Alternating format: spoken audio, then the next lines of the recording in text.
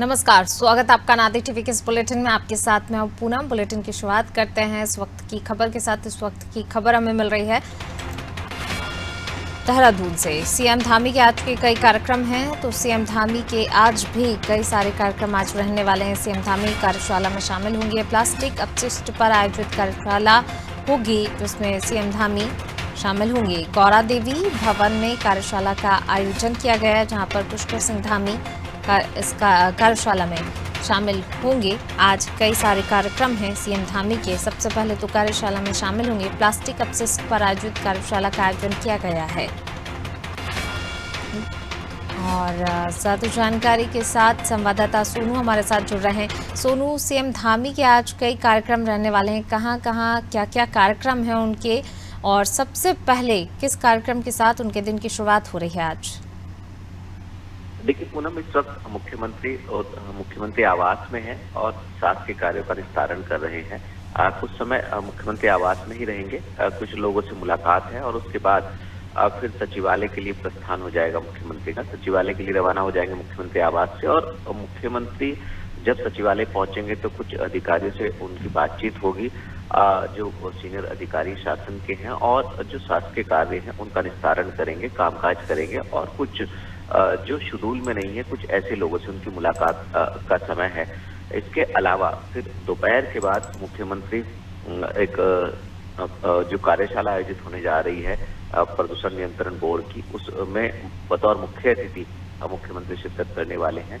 सरकार का फोकस है, बोर्ड का ये फोकस है कि जो सिंगल यूज प्लास्टिक है उसको पूरी तरह से बैन किया जाए। जो सरकार ने अपने नियम तैयार किए हैं और उनका अनुपालन आम जनमानस से कराया जाए, और खासतौर पर जो केंद्र सरकार की पॉलिसी है उसका भी इम्प्लीमेंट धरातल पर कराया जाए, और इसके साथ साथ जनता को जागरूक किया जाए। आज जो कार्यशाला आयोजित हो रही है इसमें खास तौर पर यही फोकस किया जाने वाला है। मुख्यमंत्री अपने संबोधन में भी संभवतः इसी पर फोकस करने वाले हैं कि किस तरह से हम प्लास्टिक को पूरी तरह से बैन करें और प्लास्टिक का उपयोग कम से कम करें, और खास तौर पर जो सिंगल यूज प्लास्टिक है उससे कैसे हमें परहेज करना है। और बोर्ड भी लगातार ये प्रयास कर रहा है। आपको याद होगा पूनम कि अभी हाल ही में जो औद्योगिक इकाइयां हैं पूरे प्रदेश भर के अलग अलग स्थानों में, इन इकाइयों से प्रदूषण किस तरह से उत्सर्जित हो रहा है, और कैसे प्लास्टिक की पैकेजिंग पर लेकर इन पर इनकी एनओसी को आगे रिन्यू नहीं किया गया था, और इस पर काफी बवाल भी हुआ था। और ये मामला पूरा का पूरा जो इंडस्ट्री से जुड़े लोग हैं वो कोर्ट तक लेकर के चले गए थे, और फिर सरकार ने भी इसमें राहत देने की कोशिश की थी, और कई स्तर की वार्ता भी हुई थी, और फिर एक डेस्क भी तैयार की गई थी बोर्ड के माध्यम से, जिसमें जो औद्योगिक इकाई से जुड़े पदाधिकारी हैं उनको जागरूक भी किया जा सके, उनका रजिस्ट्रेशन भी किया जा सके, उनको एनओसी भी दी जा सके। तो ये तमाम ऐसी व्यवस्थाएं थी जिनको मुकम्मल किया गया, और उसके बाद फिर एनजीटी के हस्तक्षेप के बाद इस मामले का समाधान किया गया। एक और आज इस कार्यशाला में एक विषय और रहने वाला है। जो उत्तराखंड का उधम सिंह नगर जनपद है, जनपद उधम सिंह नगर के काशीपुर क्षेत्र में जो प्लास्टिक का वेस्टेज है इसका कैसे सदुपयोग किया जा सके, कैसे इससे एनर्जी उत्पादित की जा सके, यह देश का पहला ऐसा प्लांट होगा जो स्थापित किया जा रहा है। आज इसका भी श्री गणेश मुख्यमंत्री औपचारिक तौर पर बोर्ड इस कार्यशाला में कर देंगे। तो तमाम ऐसे पहलू हैं जो प्लास्टिक से जुड़े हुए, जो बोर्ड की व्यवस्थाओं से जुड़े हुए और जन जागरूकता से जुड़े हुए पहलू हैं, जिन पर इसमें चर्चा की जाएगी। और जो तकनीकी पहलू हैं उन पर भी इसमें जो विशेषज्ञ लोग हैं वो अपने संबोधन प्रस्तुत करेंगे। जी पूनम। जी सोनू, बने रहिएगा आप हमारे साथ। मैं लौटूंगी आपके पास। तो सीएम पुष्कर सिंह धामी के कार्यक्रम हैं आज। सीएम धामी प्लास्टिक अपशिष्ट पर जो आयोजित कार्यशाला है उसमें शिरकत करने वाले हैं। इस कार्यशाला का आयोजन गौरा देवी भवन में किया जाएगा।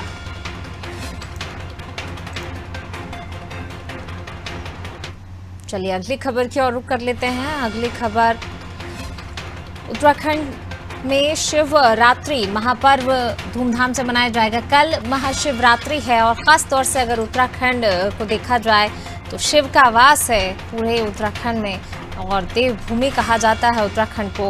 धूमधाम से यहाँ पर महाशिवरात्रि का पर्व मनाया जाएगा। उत्तराखंड की बात की जाए, कण कण में शिव बसे हुए हैं। केदारनाथ के कपाट खुलने की तिथि तय होगी।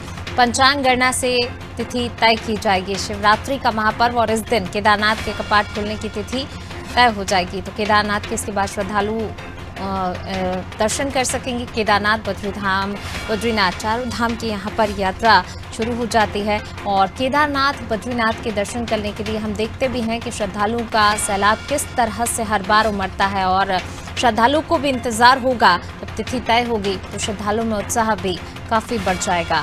तो कल महाशिवरात्रि का पर्व और इस बार तो खासतौर से शिवरात्रि पर खास संयोग भी बन रहा है, जो कि 700 सालों के बाद ऐसा संयोग बना है महाशिवरात्रि पर। ज्यादा जानकारी के साथ सोनू हमारे साथ बने हुए हैं। सोनू, शिवरात्रि का पर्व, चूंकि उत्तराखंड तो जाना ही जाता है शिव के लिए और श्रद्धालुओं में काफ़ी उत्साह होगा, लेकिन क्योंकि कल केदारनाथ के कपाट खुलने की तिथि भी तय हो जाएगी तो इससे श्रद्धालुओं का उत्साह और भी ज़्यादा बढ़ जाएगा कि केदारनाथ के दर्शन करने वो पहुँच सकेंगे जल्द से जल्द।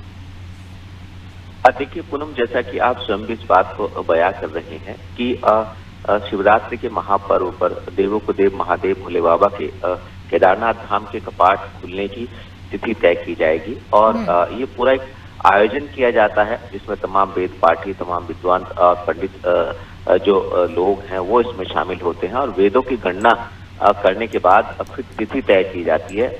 चूंकि उत्तराखंड की भौगोलिक परिस्थिति के लिहाज से जो लंबे समय से परंपराएं चली आ रही हैं, केदारनाथ धाम की जो चल विग्रह उत्सव डोली है वो शीतकाल प्रवास करती है जनपद रुद्रप्रयाग के ऊखी मठ में। और ऊखी मठ में जो ओंकारेश्वर मंदिर है, ओंकारेश्वर मंदिर में शीतकालीन प्रवास भोले बाबा का होता है और यहीं पर नियमित रूप से पूजा पाठ अर्चना की जाती है 6 माह तक। चूंकि शिवरात्रि के पावन पर्व पर जो केदारनाथ धाम के कपाट खुलने की तिथि तय होती है तो तमाम तैयारियां पूरी कर ली गई हैं और जो व्यवस्थाओं से जुड़े, चाहे वो मंदिर समिति के पदाधिकारी हों या फिर तीर्थ पुरोहित हों, सबके सब वेदों की गणना के और पंचांग गणना के बाद ये घोषणा करेंगे कि आखिर जो केदारनाथ धाम के कपाट हैं वो किस समय पर खुलेंगे, किस तिथि को कितने बजे शुभ मुहूर्त में कपाट खोले जाएंगे। उसके बाद जब ये तिथि घोषित हो जाएगी तो तमाम श्रद्धालु कपाट खुलने के बाद देश के कोने कोने से केदारनाथ धाम पहुंचते हैं, बाबा के दर्शन करते हैं और अपनी मनोकामनाओं को पूर्ण करते हैं।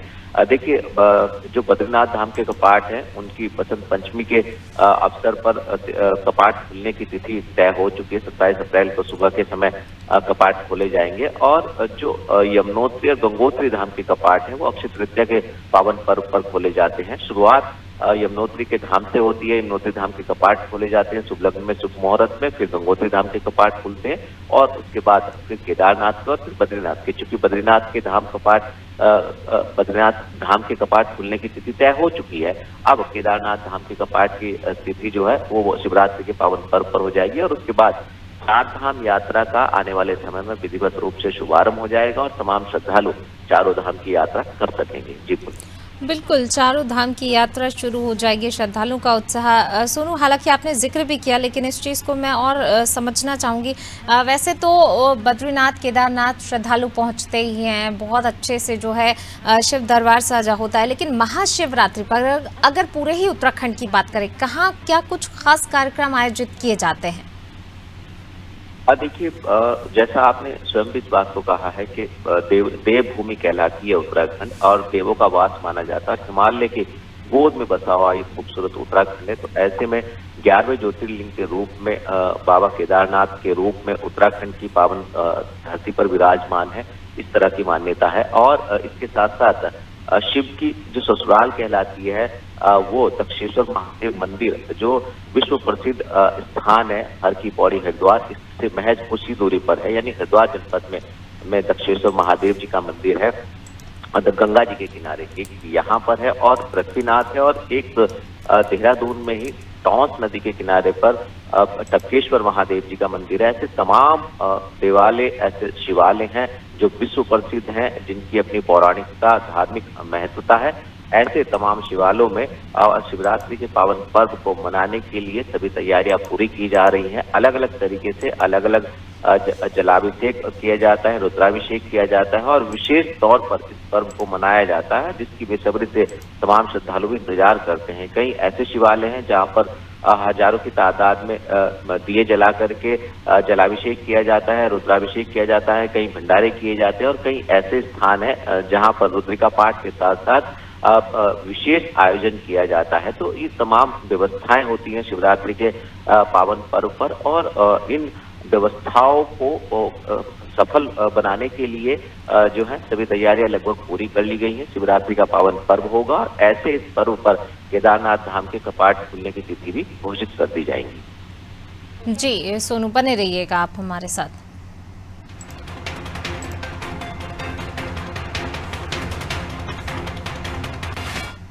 चलिए अगली खबर की ओर रुख कर लेते हैं। अगली खबर उत्तराखंड से ही।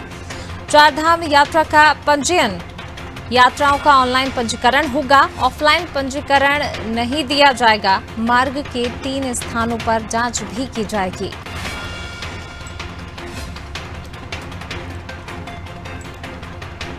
ज्यादा जानकारी के साथ संवाददाता सोनू लगातार बने हुए हैं। सोनू, चारधाम यात्रा का पंजीकरण, यात्राओं का अब ऑनलाइन ही पंजीकरण होगा, ये व्यवस्था आखिर ऑफलाइन क्यों नहीं दी जा रही है? देखिए, अभी तक इस पे संशय बना हुआ था कि जो यात्री हैं उनका जो पंजीकरण है वो ऑफलाइन भी किया जाएगा और ऑनलाइन भी किया जाएगा। और जो परिवहन सचिव हैं उन्होंने स्थिति स्पष्ट कर दी है कि फिलहाल जो फोकस है वो ऑनलाइन पर ज्यादा किया जाएगा। यात्रियों की सहूलियत को ध्यान में रखते हुए, यात्रियों की सुविधा को ध्यान में रखते हुए ये निर्णय लिया गया है। चूंकि अभी चारधाम यात्रा शुरू होनी है, तो ऐसे में व्यवस्थाओं में और क्या परिवर्तन किया जा सकता है ये देखना होगा। फिलहाल जो परिवहन सचिव हैं उन्होंने अधिकारियों से बातचीत करके ये स्थिति स्पष्ट की है कि ऑनलाइन में एक तो जो श्रद्धालु यहाँ उत्तराखंड पहुंचेंगे और उनका रिकॉर्ड दर्ज हो सकेगा और अलग अलग स्थानों पर उनकी चेकिंग की जा सकेगी। खास तौर पे वाहनों की चेकिंग की जा सकेगी कि जो पंजीकरण हुआ है उसके अनुरूप जो वाहन है उसमें जो यात्री हैं वो सवार हैं या अधिक हैं, या जो वाहनों की फिटनेस है। तमाम ऐसी व्यवस्थाएं हैं जिनको मुकम्मल करने की बात कही जा रही है।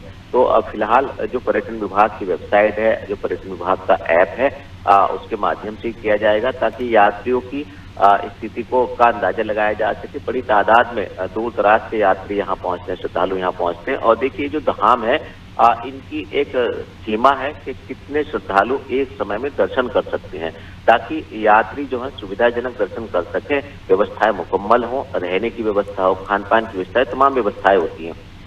तो ऐसे में इन सभी व्यवस्थाओं को ध्यान में रखते हुए जो है वो रणनीति तैयार की जा रही है। और आने वाले समय में जैसे यात्रा शुरू होगी, सरकार का फोकस इस यात्रा को सफल बनाने में पस्त हो जाएगा। तो अब ये देखना होगा कि ये जो व्यवस्थाएं की जा रही हैं आखिर ये कितनी सफल होंगी और किस तरह से यात्रा शुरू होने से पहले किस तरह से अधिकारी इन व्यवस्थाओं को अंतिम रूप दे पाएंगे। जी बने रहिए सोनू, मैं लौटूंगी आपके पास।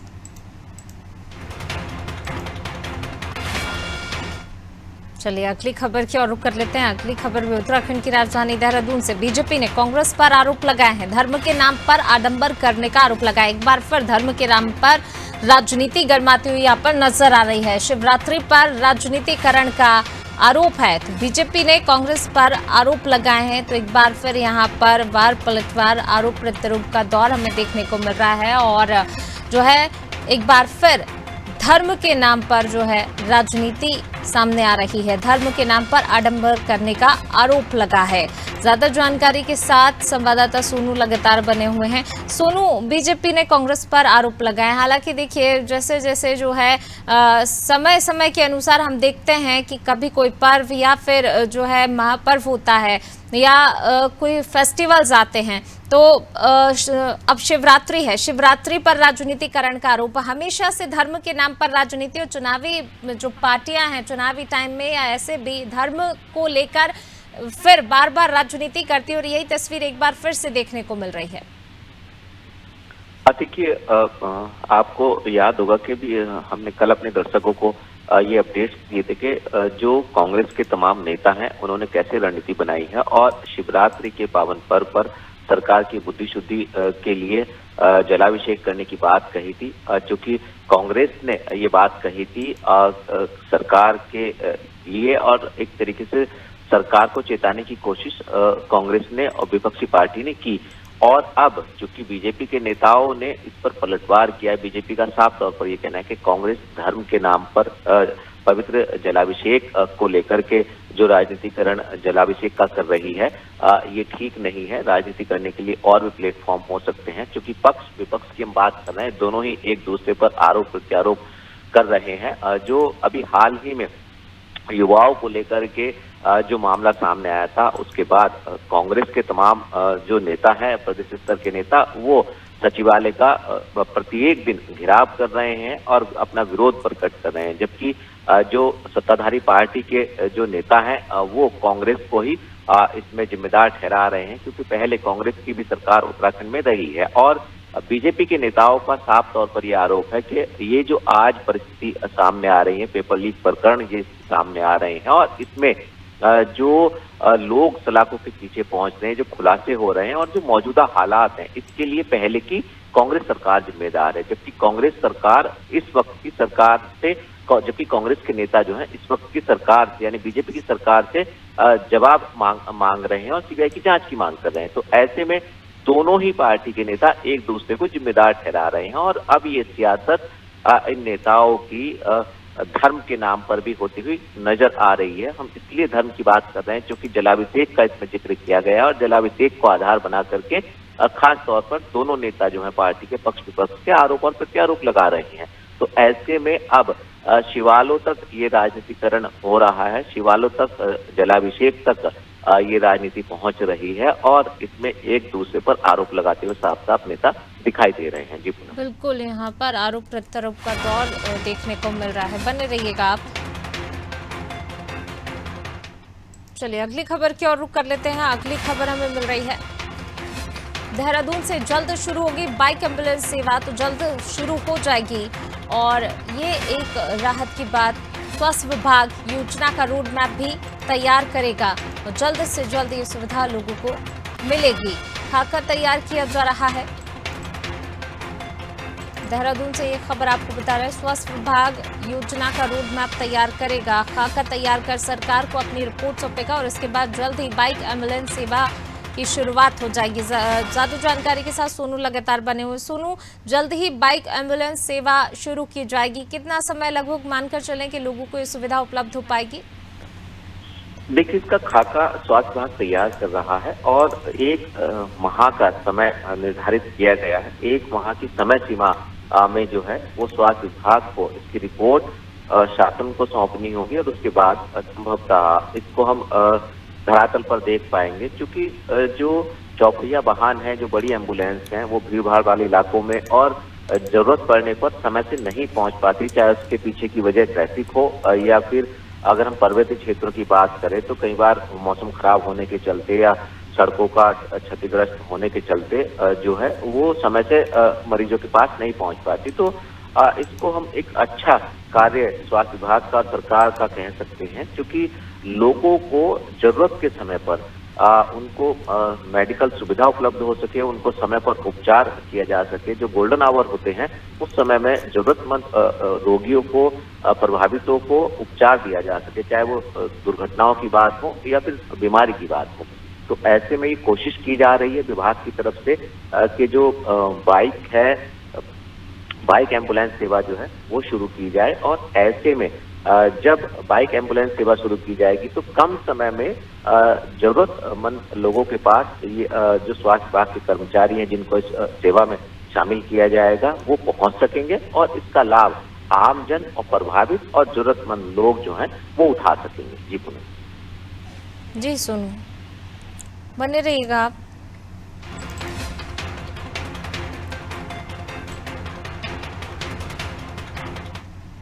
चलिए अगली खबर की ओर रुख कर लेते हैं। अगली खबर देहरादून से। राष्ट्रीय स्किन प्रतियोगिता रद्द कर दी गई है। औली में आयोजित होने वाली थी ये प्रतियोगिता, लेकिन इसे रद्द कर दिया गया है। फिलहाल बर्फबारी कम होने के कारण चैंपियनशिप रद्द हुई है। 23 से 26 फरवरी तक आयोजित होनी थी चैंपियनशिप, लेकिन फिलहाल इसे रद्द किया गया है।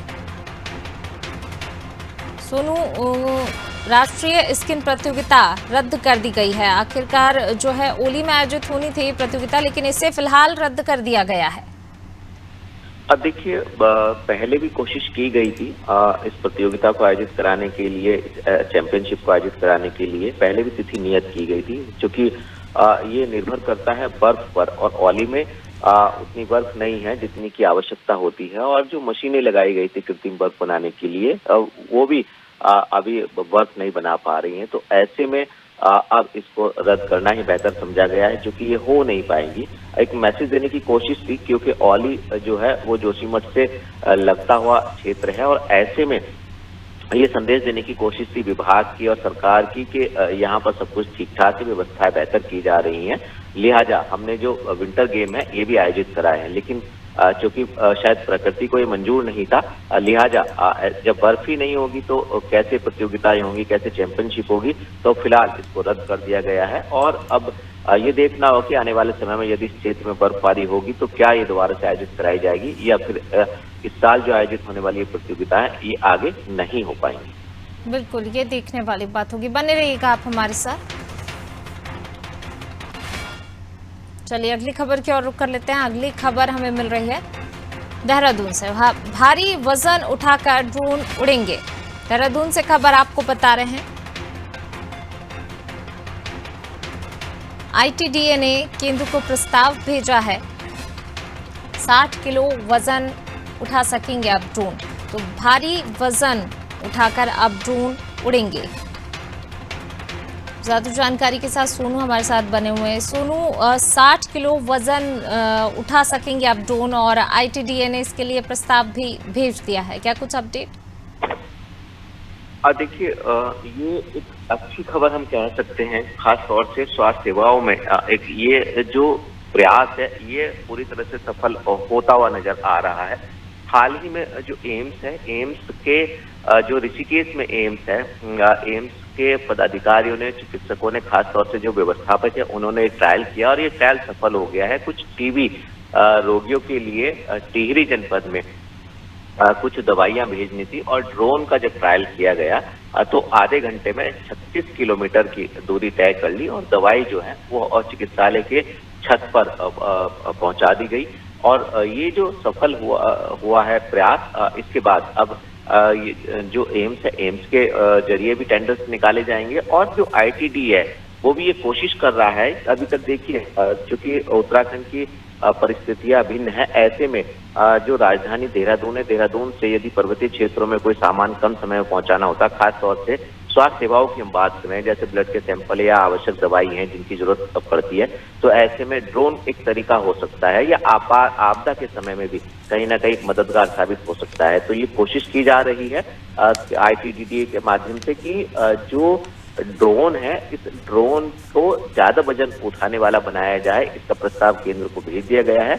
आने वाले समय में ये योजना यदि पूरी तरह से सफल होगी तो इसका फायदा निश्चित तौर पर मिलेगा। 2 योजनाएं बनाई जाएंगी खास तौर पर। उसके बाद देखना होगा कि ज्यादा से ज्यादा कितना वजन उठाने वाला ड्रोन तैयार किया जाएगा, और केंद्र की मंजूरी के बाद आने वाले समय में स्वास्थ्य सेवाओं में कहीं ना कहीं एक मील का पत्थर जरूर साबित होगा ये कोशिश और ये प्रयास। बिल्कुल, शुक्रिया सोनू इस तमाम जानकारी को साझा करने के लिए। तो बिल्कुल स्वास्थ्य विभाग जो है और ज़्यादा यहाँ पर आईटीडीए ने केंद्र को प्रस्ताव भेजा है, भारी वजन उठाकर जो है ये ड्रोन उड़ सकेगा। इसके लिए 2 नीतियाँ जो है तैयार की जाएंगी। चलिए फिलहाल इस बुलेटिन में बस इतना ही, और खबरों के लिए बने रहिए अनादि टीवी के साथ। नमस्कार।